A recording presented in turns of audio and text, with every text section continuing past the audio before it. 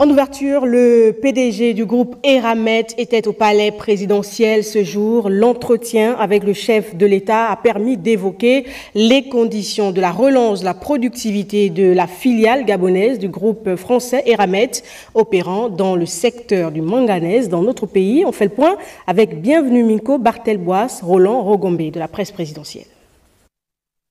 Comment aider à performer Comilog et Cetrag, deux contributeurs économiques majeurs pour le bien du Gabon?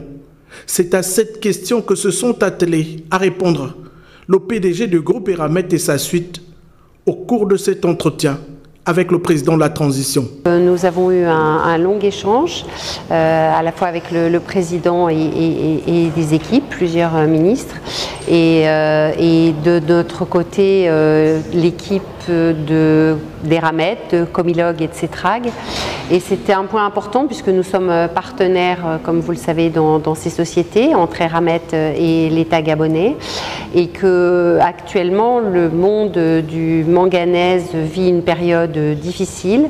La conjoncture n'est pas bonne, la consommation mondiale baisse, les prix sont extrêmement bas, et donc il est très important que les équipes et l'ensemble des parties prenantes soient concentrées sur la performance économique de l'entreprise pour arriver à continuer à pouvoir progresser et survivre dans cet environnement extrêmement difficile. Dans un contexte économique international plutôt délicat, la Comilog envisage des améliorations significatives pour des lendemains meilleurs dans le secteur du manganèse. Que nous avons partagé toutes les mesures que nous sommes en train de mettre en place, à la fois au niveau de la modernisation du chemin de fer, puisque beaucoup a été fait jusqu'à présent.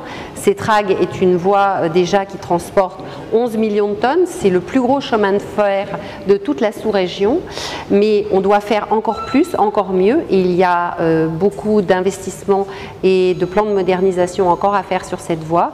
Il faut s'organiser pour obtenir les financements et pouvoir organiser les travaux pour le faire. Et puis au niveau de Comilog, s'assurer de la compétitivité de Comilog dans la durée, et pour ça on a besoin du soutien de l'ensemble des parties prenantes, à la fois du côté des salariés, d'Eramet, de l'État et de leur environnement, pour permettre au management et à l'ensemble de l'entreprise de rester concentré sur ses priorités.